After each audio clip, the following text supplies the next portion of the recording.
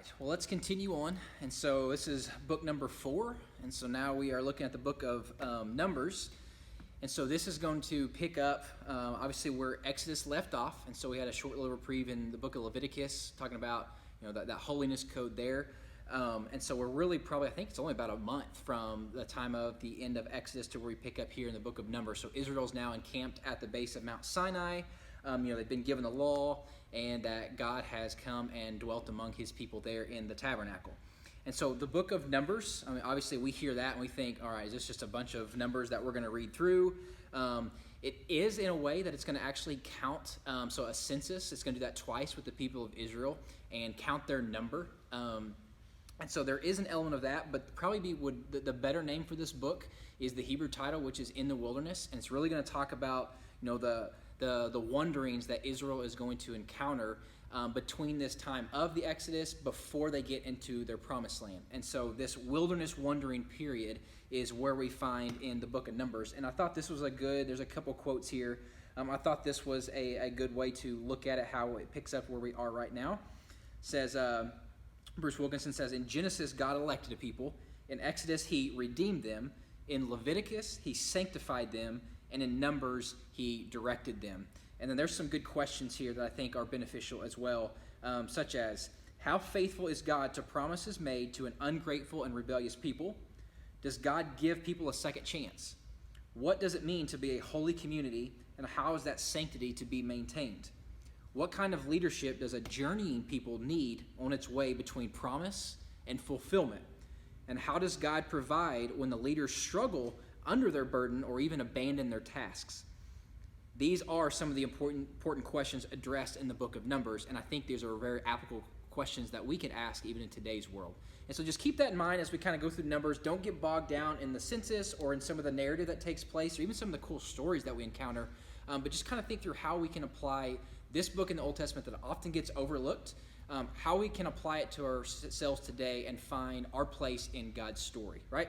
Because again, we're looking at the grand narrative story from Genesis to Revelation. We have, creation, we've got fall, we've got God's redemption, ultimately in the time of Jesus, and then eventually the fulfillment, the restoration, the new creation, that sort of thing. So we're still in that fall period before the time of Jesus as we look forward to his coming. So some of the emphasis that I want to bring out, again, is Israel is preparing for the military conquest, the promised land, right? So there's other nations inhabiting these lands. God's promised them. So we're preparing for that, for their conquest. We're going to look at God's covenant loyalty towards Israel with regard to the land. So remember, he promised them way back in the time of Abraham when he promised to be their people. And he called them out of Exodus, and he's going to lead them into their promised land. That idea is something that God is going to be faithful to his word. We're also going to look at Israel's repeated failure to keep covenant with God. And that is a theme throughout Scripture over and over and over again. So before we look like we're up here and we're looking down at Israel up here as why do they keep sinning against God, just know this is our story too. Think about how many times we have sinned against God and God continues to show his faithfulness and redeems us and continues to try to push us towards our promised land, which is life with Jesus forever. But even now we can begin to live our lives in accordance with that. So it's also, God providing his leadership, proving his leadership for his people, but also showing that Moses is his, if you want to call it a pastor, prophet, whatever you want to call it, his leader to the people. So he's going to keep reaffirming that. And then also the preparations that the people are to take as they prepare to enter and ultimately worship God in that promised land. So with that being said, let's jump in and kind of do a quick walkthrough of the book of Numbers. And I'm going to stop and focus on a few key passages that I think are really beneficial for us, and especially ones that even kind of have a place in the New Testament that even Jesus is going to discuss.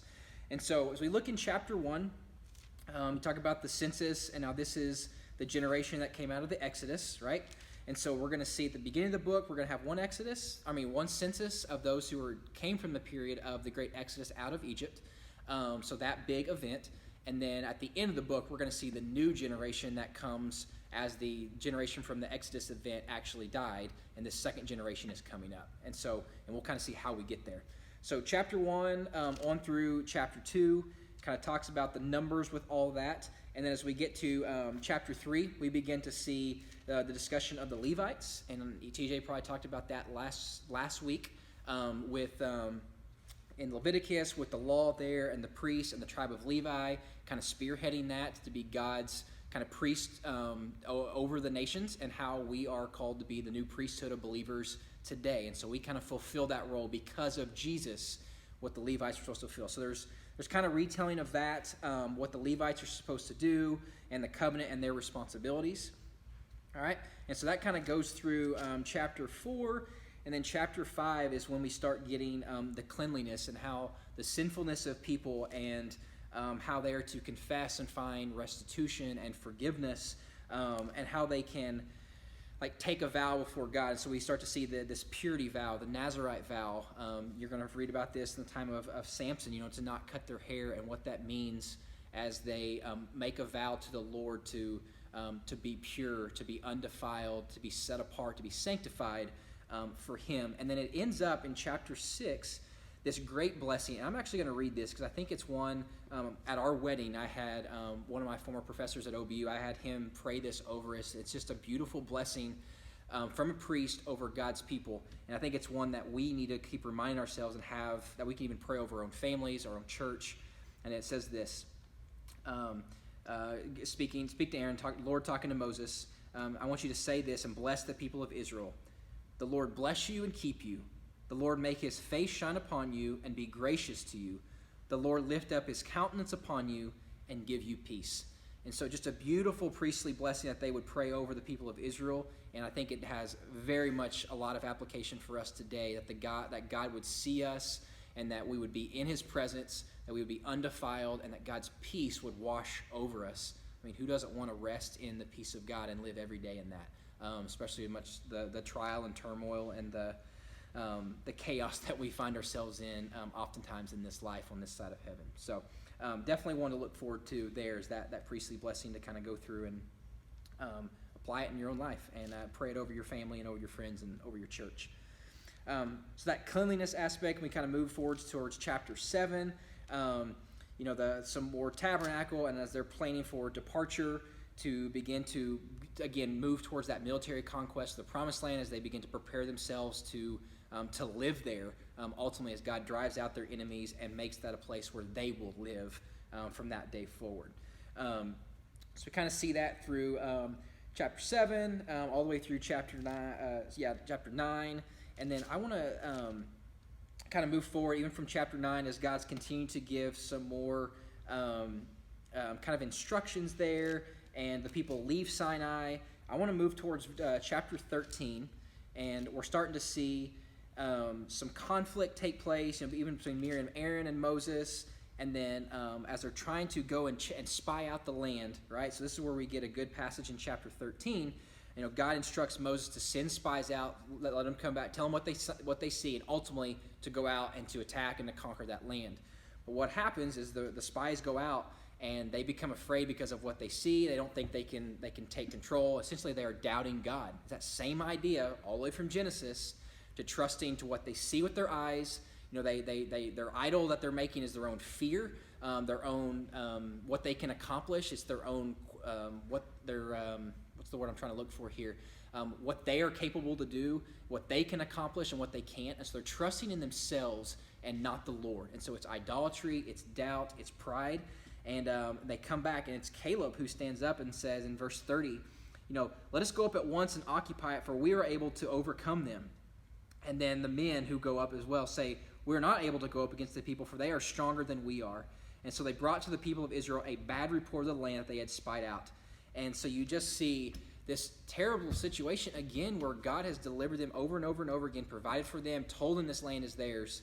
And then now we've got a false report by the majority.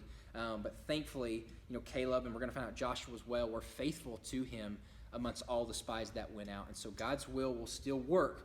But because of the people's sinfulness and their rebellion and their lack of trust, God will ultimately have to discipline them and punish them.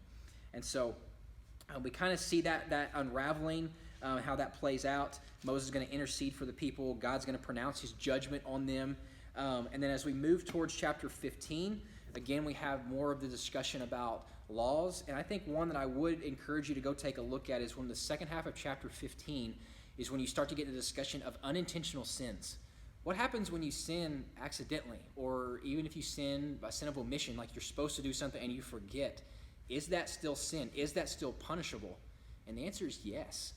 We're called to be obedient. We're called to be righteous. We're called to be holy. And just because we neglect our responsibilities there does not, shield us from the punishment that we deserve, right? Same thing with your kids. If you won't accept an explanation of, I forgot to do that, or I just didn't think about it, or I didn't mean to. Like, no, you still are being held to that standard of what is right, and you didn't obey. Same thing is with God. And so there is a big discussion I would encourage you to kind of take a look at there about unintentional sins and our culpability of what we deserve, and how the blood of Jesus even covers those, but how it's our responsibility to be faithful in all things, even those things we tend to overlook. So look at that, unintentional sins. Kind of move forward to chapter 16. There's a lot there in terms of some crisis over leadership, and that kind of extends all the way through with there's a little bit there with Aaron, and all the way through chapter 19 we get to these laws of purification. Chapter 20, Miriam, okay, the sister of Moses, she dies, and she's buried there. And then this is where there's a really cool couple passages here in chapter 20 that have massive ramifications. So chapter 20, the people are thirsty. God tells Moses, to go and tell the rock to issue forth water. But Moses is so frustrated with the people because they keep complaining and whining that this is not what they signed up for. We want to go back to Egypt. We're tired of being in the wonder. We're tired of this food, this bland food that God keeps giving us. We want to go back to the life we had, which is, you think about that, the life of bondage and a life of affliction. But yet they still want to go back. And the same is true for us. Like, how often do we still go back to our life of sin, even though God has called us out of it and redeemed us, and we still, just like a dog returned to its vomit, we go right back and think it's going to give us something else because right now this is not meeting our needs. We do the same thing. But in that, Moses just gets so frustrated. Instead of just talking to the rock, he strikes it multiple times, and because of that, God punishes Moses. This giant, this hero of the faith, God punishes him and says, because of your disobedience, you didn't listen to me, now you will not see the promised land. And we think, man, that's harsh. But that's the reality of the nature of sin. Even one sin, one thing we break, cuts us off from eternity with God because his holiness cannot stand it. And we don't think about God that way. We tend to think of him, this Father up there that can just forgive us. But God's character, his holiness, cannot stand in the face. And he gave us the book of Leviticus to show us his priestly code. Sin means something, and we must take that serious. And so that Moses' disobedience to striking the rock cuts him off from the promised land. So, but that doesn't mean God's done with Moses. He still uses him, and ultimately Moses is going to be with God in eternity, but he doesn't get to see that promise fulfilled. So definitely an interesting passage there. And then one of the cool passages in chapter 21, again, we kind of see the people complaining, and starting in verse 4, actually kind of move over verse 5. The people, why have you brought us up out of Egypt to die in the wilderness? For there is no food and no water. We loathe this worthless food. Then the Lord sent fiery serpents among the people, and they bit the people, so that many of the people of Israel died. So think about that. They're complaining, and God's judgment on them is immediate. He's like, I'm tired of it. If you want to continue in your wickedness and your complaint and your lack of trust and belief in me, I'm sending the serpent out to attack you. I mean, it's very much a picture of punishment and judgment. The serpent are coming, and some of the people actually died. And in verse 7, the people came to Moses and said, we have sinned, for we have spoken against the Lord and against you. Pray the Lord that he may take away the serpents from us. So Moses prayed for the people. He intercedes, and the Lord said to Moses, make a fiery serpent and set it on a pole, and everyone who is bitten, when he sees it, shall live. So Moses made a bronze serpent, set it on a pole, and if a serpent bit anyone, he would look at that bronze serpent and live. And so we have punishment, but we also have a way out. So the people deserve death because of their sin. They're still afflicted. They're still crippled by that bite of the serpent, but now they have a way that God has provided to deliver them. Hopefully that strikes a bell with you, that you're thinking, that sounds a lot like the gospel story. Now, if we flip over to John chapter 3, and there's a story of a man named Nicodemus, and Jesus is going to reference this story as he's explaining to Nicodemus how to be born again, because Nicodemus says, how do I go back into my mother's womb to be born again when I'm an adult? Right? It's physically impossible. And so Jesus says, you have to be born again, not by water, but by the Spirit. Okay? And then he says this in John chapter 3, verse 13. No one has ascended into heaven except he who descended from heaven, the Son of Man, talking about himself. And he says this, and as Moses lifted up the servant in the wilderness, so must the Son of Man be lifted up, that whoever believes in him may have eternal life. So Jesus right now is not only foretelling his crucifixion, that he is going to be put up on a tree, he's going to be lifted up among all the people, that they will see him in his suffering, hanging on a tree, dying for the people's sinfulness, their wickedness. But what Jesus also says is those who look to him, they can find their sinfulness forgiven, their affliction, their bondage, they can find freedom in that, but they have to look to Jesus and turn to him. It's just a beautiful picture, even in the book of Numbers, that we're already looking forward to Jesus and what he would do, that God had made a way, even in their sinfulness, in the book of Numbers, in their wilderness wandering, that again he would fulfill in the life, death, and resurrection of Jesus. And so there's beautiful imagery there that we can really cling to and learn from, even as we are Christians looking back at our story in the book of Numbers among God's people. All right, so continue on. After that story, we kind of get through chapter 22, and really all the way through the end of the book, you're really looking at some more traveling. There's a couple oracles there, especially with Balaam and his talking donkey. If you've never taken a look at that, I would encourage you. It's a really cool story about how God uses a pagan prophet at that to usher forth his will. And Israel, meanwhile, the Bible calls whoring themselves with the nation of Baal, right? The false idols of Baal, the people of Baal. That's where Israelite has kind of given themselves to. They've defiled themselves with that nation, that pagan nation. But yet God, in his sovereignty and in his perseverance to never let his will and his plan for his people be thwarted, even uses a pagan prophet to further his plans. So we kind of go through that, some really cool stories there. And again, we get the census, and we get some more description about offerings and how the people are to be set apart and to prepare themselves as they come in to the land. And so that's where we find ourselves at the end of the book of Numbers. They are in Moab, preparing themselves right for entering to the land. And then we move towards the book of Deuteronomy, which is going to be the retelling of God's law to the people.